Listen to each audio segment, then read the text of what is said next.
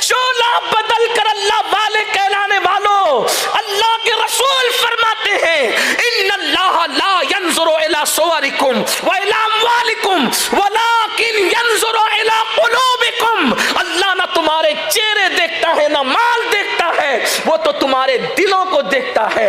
दूसरों के सामने दीनदार बनने वालों, मुझे बताओ जहां अमानत में खयानत होगी क्या है?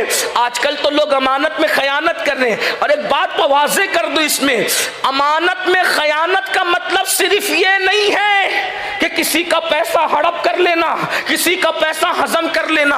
अमानत में खयानत ये भी है कि आपकी बीवी जो आपके साथ पूरी दयानतदारी प्यार मोहब्बत के साथ आपकी जिंदगी गुजार रही है और आप रात कहीं और गुजारते किसी और के साथ अफेयर के मामलात करके, नाजायज ताल्लुकात कायम करके, ये भी अमानत में खयानत है। इसलिए कि जो आपकी मनकूहा है, जो आपके निकाह में है, उसकी अमानत है कि आप उसी से अपनी मोहब्बतों को शेयर कीजिए, उसी के साथ वक्त गुजारिए। अल्लाह अकबर। वरना याद रखें, ये भी अमानत में खयानत है। इसी तरह से अमानत में खयानत की एक शक्ल और बता दूं, अगर किसी ने कोई राज की बात आपसे कही और आपको कहा किसी को कहना मत, ये भी अमानत है।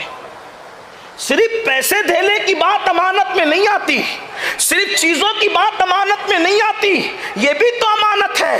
अब देखिए बड़े बड़े टाइटल जिनके नाम के साथ है, उनको देखिए क्या क्या कहलाते हैं लोग। आप कह दो ये बात किसी को बताना मत, फिर चौथे दिन देखिए उसका हंगामा, सबको पता होती है। फरमाया गया, सूफिया कहते हैं मोमिन का सीना राजों का कब्रिस्तान होता है। सूफिया के नजदीक क्या कौल है, इसलिए कि ये हिंदुस्तान के बड़े अजीम सूफी की जमीन है, सरकार बंदा नवाज के सुदराज बुलंद परवाज की जमीन है।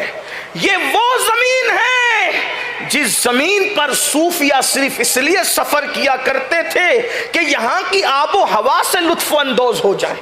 ये वो मुकद्दस जमीन है। इसलिए मैं आपके सामने सूफियों का एक कौल नकल कर रहा हूं। सोचे, कहते मोमिनों के सीने, मुनाफिकों के नहीं, मोमिनों के सीने राजों के कब्रिस्तान होते हैं। जैसे कब्रिस्तान में मुर्दा दफन करने के बाद कोई निकाल नहीं सकता, मोमिन के सीने में जो राज होते हैं उसको कोई निकाल नहीं सकता। लेकिन आज आप लोगों को कहें ये बतौर अमानत बता रहा हूं, वो दूसरों से शेयर जरूर करोगे, ये भी खयानत है। फिर एक बात और अमानत में खयानत की, आज के दौर में अगर कोई अपने मोबाइल का मैसेज किसी को पढ़वाना नहीं चाहता, वो जबरदस्ती पढ़ता है, तो यह भी अमानत में खयानत के जुमरे में आ सकता है। इसी तरह कोई फोन पे ऐसी बात करता है कि जिसको वो रिकॉर्ड नहीं होने देना चाहता और आप जबरदस्ती चुपके से रिकॉर्ड करके उसको आम कर लेते हैं, यह भी अमानत में खयानत की एक शक्ल है। इसलिए कि वो सरगोशी में फोन का मतलब है सरगोशी में गुफ्तगू करना, फोन का मतलब है सरगोशी में गुफ्तगू करना। फोन पे गुफ्तगू सरगोशी के हुक्म में उलमा फरमाते हैं। अब अगर वो ये चाहता है कि मेरी गुफ्तगू वायरल ना हो, लोग चुपके से बात करके उसको वायरल कर, ये भी अमानत में खयानत है।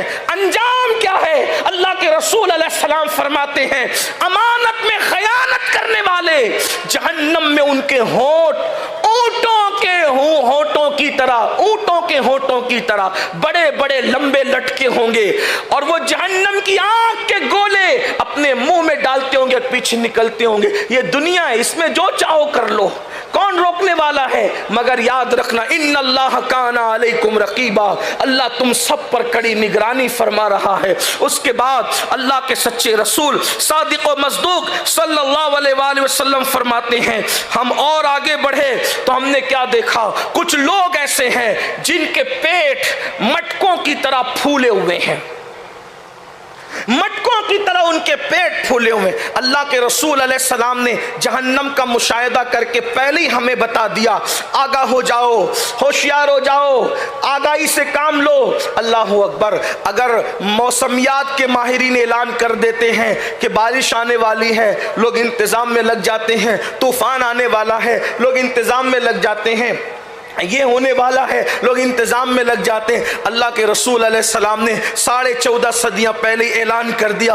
आका फरमा रहे हैं, हम आगे बढ़े तो क्या देखा कि कुछ लोग हैं मटके की तरह उनके पेट फूले हुए हैं।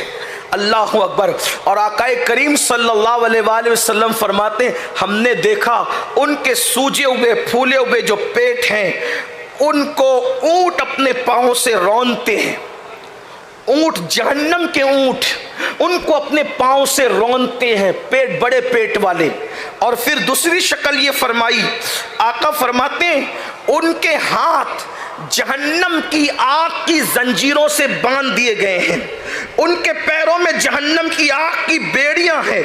अल्लाह के रसूल अलैहिस्सलाम इरशाद फरमाते हैं, ये मंजर दिखाया गया, बड़े बड़े मटकों की तरह पेट, हाथों में आग की जंजीरें, पैरों में आग की जंजीरें। अल्लाह के रसूल फरमाते हैं उनको ऊंट कुचल रहे हैं। और उनकी कैफियत ये है, जब वो खड़े होने की कोशिश करते हैं तो बड़े पेट और छोटे पैर होने की वजह से वो खड़े नहीं हो पाते, वो गिर जाते हैं।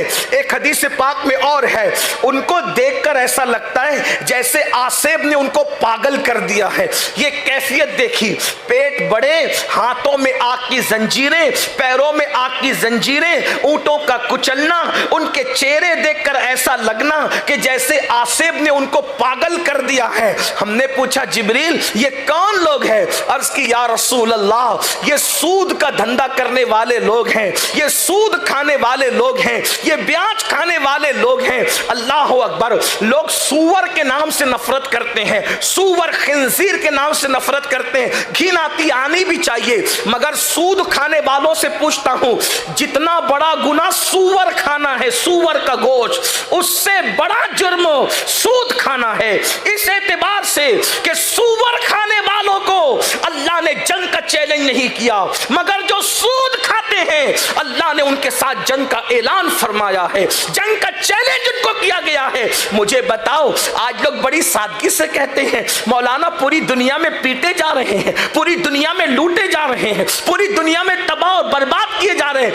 मैं पूछना चाहता हूं, जिस कौम से मेरा अल्लाह जंग का ऐलान करे उस कौम को कौन बचा सकता है? उस कौम की हिफाजत कौन कर सकता है? उस कौम को तहफ्फुज कौन फराम कर सकता है? सुन लो, अल्लाह अकबर।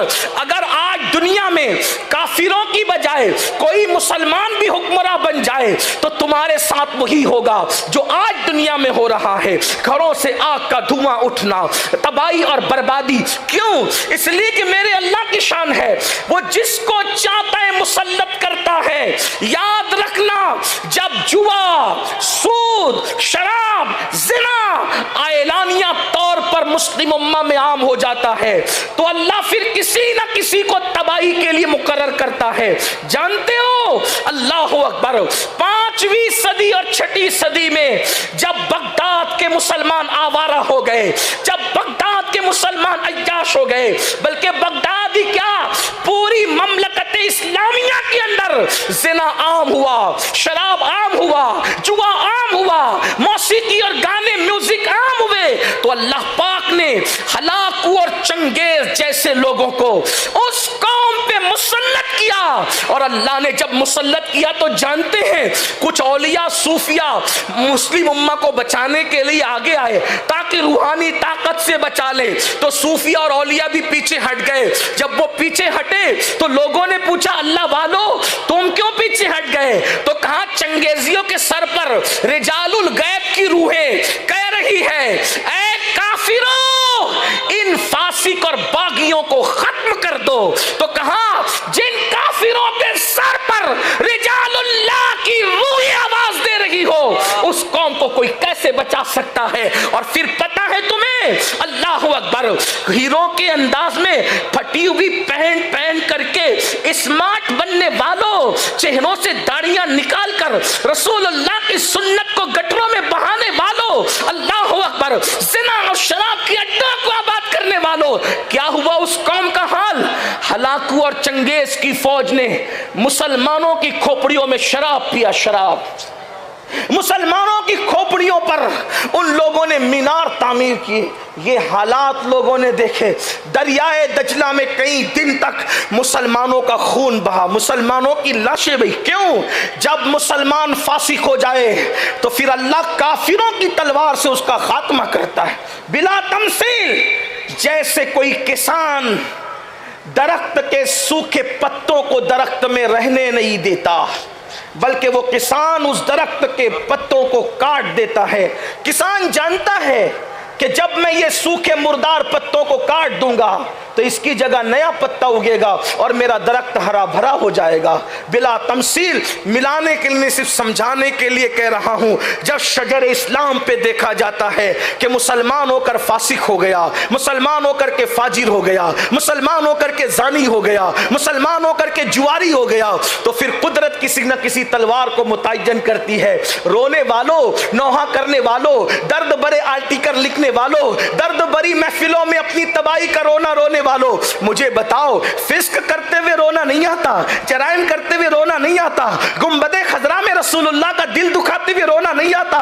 सैयदना फारूक आजम फरमाते हैं, लोग छोटे बड़े गुनाह की बात करते, फकी अबुल्लाह समरकंदी लिखते हैं कि फारूक आजम ने फरमाया, तुम छोटे से छोटा गुनाह भी करते हो तो उस छोटे गुनाह से भी तुम रसूलुल्लाह को रंजीदा करते हो। जो कौम कब्रे रसूल में अपने नबी को रंजीदा करे, उस कौम को खुशियां कैसे मिल सकती है? आज कहते हैं मौलाना दुआएं कबूल नहीं होती, धुएं उठ रहे हैं, तबाही का माहौल है, बर्बादी का माहौल है। मेरे भाइयों, अपनी रातों का जायजा लो, सोचो तो सही, अपने मन में डूब कर पा जा सुरागे जिंदगी।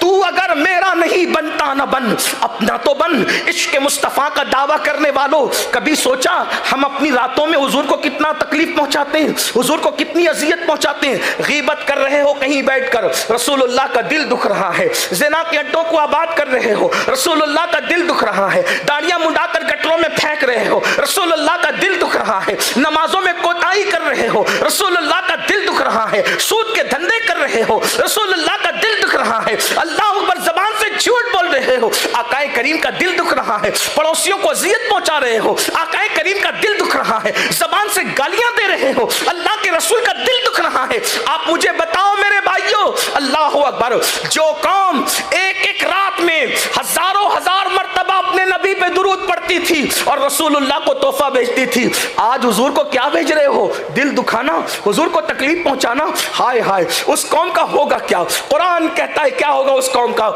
इन्नल्लज़ीना युज़ूनल्लाह व रसूला लअनहुमुल्लाहु फिद दुनिया वल आखिरा। जो अल्लाह और उसके रसूल को अज़ियत देते हैं, अल्लाह ने उन पे लानत की है, दुनिया में भी और आखिरत में। दुनिया और आखिरत में लान। वरना किसी माई ने दूध नहीं पिलाया किसी बच्चे को कि वो कौम मुस्लिम की आंखों में आंखें डाल सके। जब तक मुसलमान रातों को मुसल्ले पर अल्लाह के खौफ से रोते थे, हालात दूसरे थे। जब तक मुसलमान